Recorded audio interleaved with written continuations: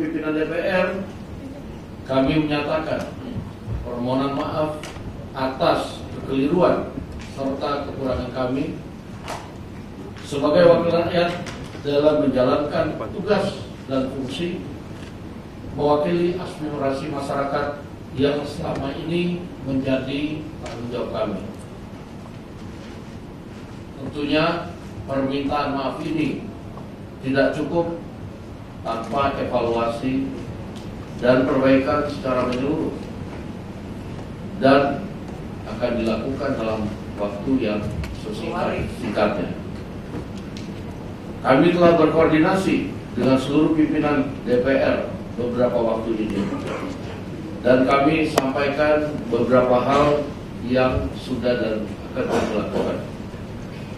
Pertama, melakukan evaluasi menyeluruh terhadap tunjangan anggota dewan dan khusus untuk tunjangan perumahan dihentikan terhitung sejak tanggal 31 Agustus 2025. Ya, Pak Dasko terkait hasil audiensi tadi gimana dari DPR? Ya, yang pertama kami pimpinan DPR RI menerima aspirasi dari adik-adik BEM maupun organisasi kemahasiswaan yang menyampaikan beberapa hal dan sudah kami terima dengan baik dan sudah kami tanggapi, dan kami juga sudah bersepakat untuk beberapa hal. Dan dalam hal permintaan yang DPR harus berkomunikasi dengan pemerintah, tadi kami sudah sambungkan juga dengan pihak pemerintah agar adik-adik BEM ini bisa diterima oleh pihak pemerintah dan akan diterima pada esok hari. Demikian. Itu di mana Pak diterimanya? Kenapa? Tadi saya kontak dengan Mensesnek, saya belum tahu yang akan terima siapa besok. Tapi pihak pemerintah, ya nanti mereka dihubungi, saya nggak tahu. Tadi kan juga ada permintaan Pak.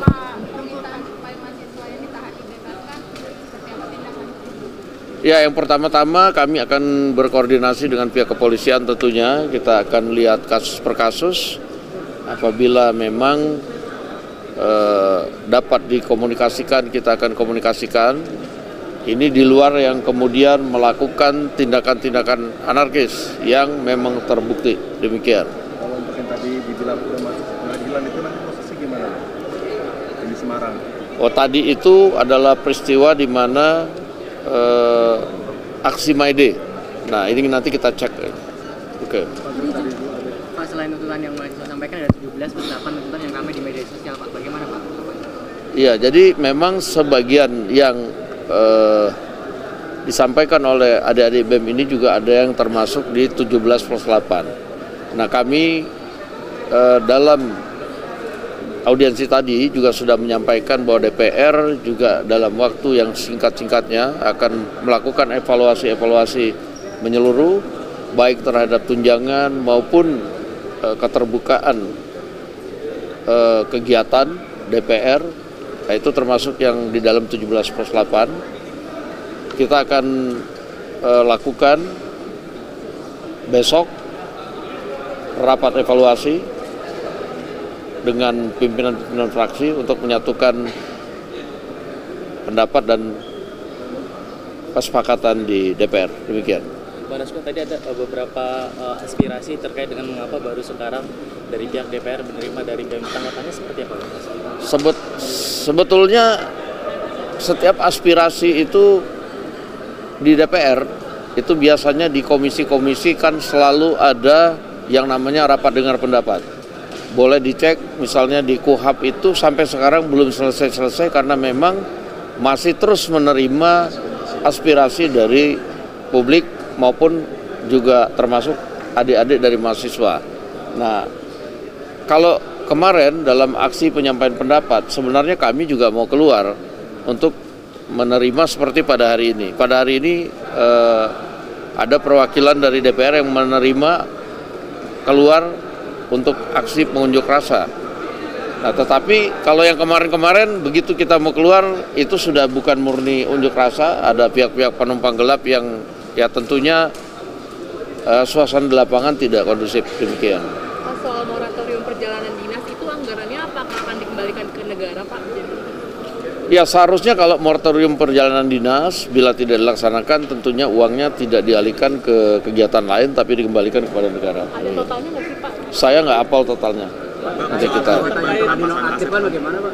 Kenapa? Terkait anggota DPR yang dinonaktifkan itu bagaimana? Gajinya apakah dibayarkan atau Pak?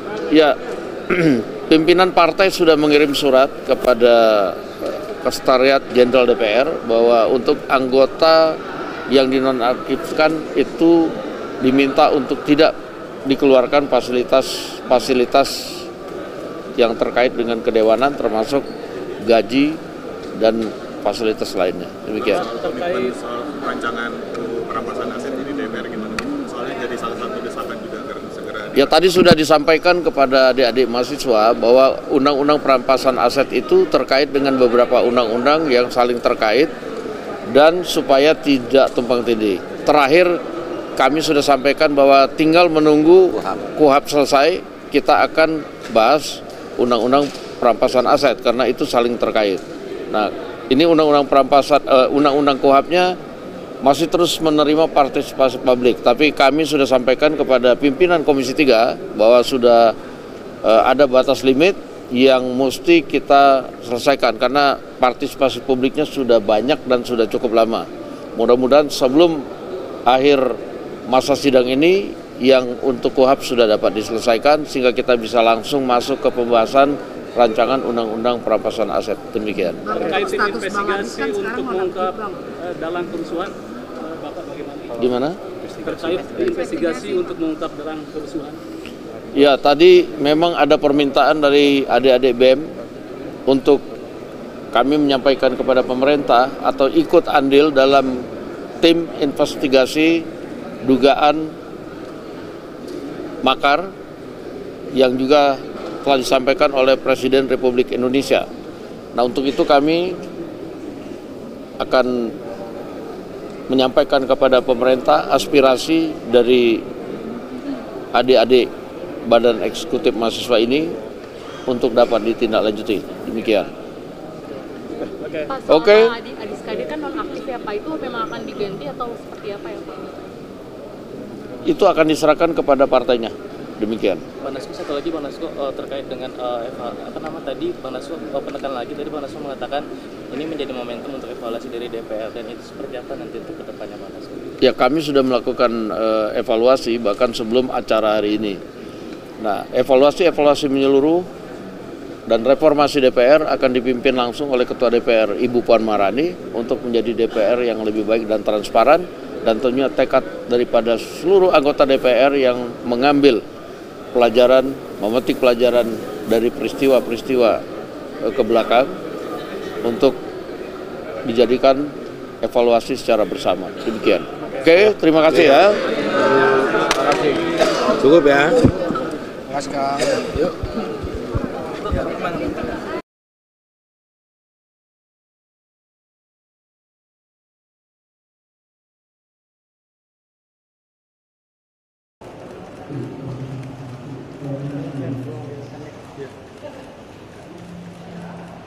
Kasih jalan. Oke, kasih jalan. Jalan-jalan.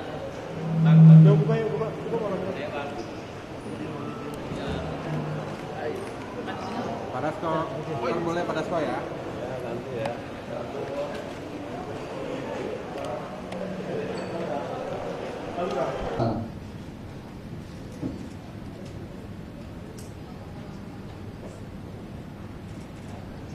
Tadi wakil ketua DPR RI mengundang ketua umum yang salah. Perlu saya luruskan di sini. Saya Ahmad Jundi Malifatullah, ketua umum pengurus pusat Kesatuan Aksi Mahasiswa Muslim Indonesia hasil Muktamar 2024 di Mataram. Kami izin menyampaikan ya, yang pertama kami tahu para wakil ketua DPR ini punya konstituen yang luar biasa besar, kerja-kerja yang luar biasa besar, tapi kami juga ingin menyampaikan kenapa diundang ke sini, kenapa tidak kemudian keluar menyambut suara rakyat, itu yang pertama. Yang kedua, sahkan segera untuk perampasan aset. Periode ini buat fakta integritas juga di saat ini juga. Jangan kita keluar dari forum ini kawan-kawan tanpa fakta integritas. Betul? Kawan-kawan, jangan kita keluar di sini tanpa fakta integritas. Izin Bapak Wakil Ketua. Kemudian yang berikutnya, kami izin Undang-Undang MD3 mohon dikoreksi, berikan kemudian anggota-anggota fraksi ini kemampuan untuk bersuara lebih sehingga tidak selalu votingnya via fraksi keputusan-keputusan. Yang berikutnya, represivitas aparat, reformasi kepolisian, reformasi Polri itu harus dilakukan, dan saya sepakat dengan Ketum L tadi, segera bebaskan kawan kami saat ini juga. Bapak Ketua DPR RI yang terhormat, sangat mungkin untuk melakukan hal itu. Kami punya keyakinan, kami punya kehormatan besar pada Bapak. Yang terakhir, tolong tunjangan-tunjangan itu dihapuskan di tengah kondisi rakyat yang sangat sedih, Bapak. Anggaran ke daerah dipotong 200 triliun, artinya ada perputaran ekonomi yang kemudian berhenti. Itu saja yang ingin kami sampaikan. Terima kasih atas kerendahan hati mau menerima kami semua yang senantiasa berjuang, dan kami juga menyampaikan aspirasi dari rakyat. Terima kasih. Assalamualaikum warahmatullahi wabarakatuh. Ahmad Yudi Khalifatullah, Ketua Umum Pengurus Pusat Kesatuan Mahasiswa Muslim Indonesia yang sah. Terima kasih dari Agar parlemen juga baca apa yang ditulis di dalam majalah parlemen.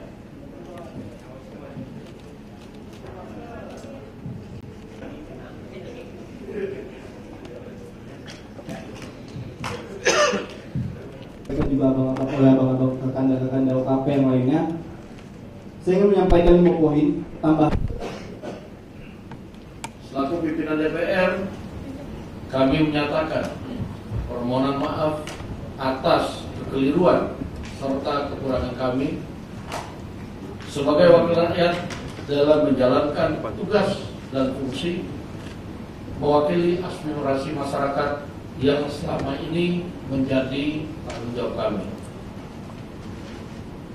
Tentunya permintaan maaf ini tidak cukup tanpa evaluasi dan perbaikan secara menyeluruh, dan akan dilakukan dalam waktu yang sesingkatnya. Kami telah berkoordinasi dengan seluruh pimpinan DPR beberapa waktu ini, dan kami sampaikan beberapa hal yang sudah dan akan kami lakukan. Pertama, melakukan evaluasi menyeluruh terhadap tunjangan anggota dewan, dan khusus untuk tunjangan perumahan dihentikan terhitung sejak tanggal 31 Agustus 2025. Yang kedua, moratorium kunjungan kerja atau perjalanan dinas luar negeri anggota DPR, serta melakukan efisiensi untuk kunjungan kerja di dalam negeri.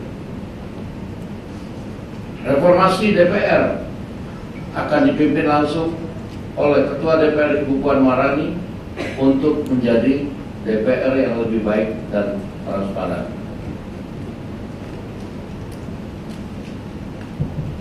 Barusan kami sudah melakukan komunikasi via WhatsApp dengan pihak pemerintah. Kawan-kawan sekalian akan diterima oleh pihak pemerintah besok untuk menyampaikan juga secara langsung, karena ada beberapa hal yang nantinya itu harus dilakukan kerjasama antara DPR dan pemerintah, seperti tadi membentukkan tim investigasi dugaan makar, lalu kemudian soal undang-undang rampasan aset, misalnya tadi pembuatan undang adalah DPR dan pemerintah, serta tadi tuntutan pengurangan pajak-pajak, serta beberapa hal yang harus memang dilakukan oleh pemerintah dan DPR. Kurang lebih dari saya itu, pertanyaan-pertanyaan lain saya akan berbagi dengan Pak Saan, dengan Pak Cucur, dan sekali lagi kami selaku pimpinan DPR mohon maaf atas kekurangan kami selama ini.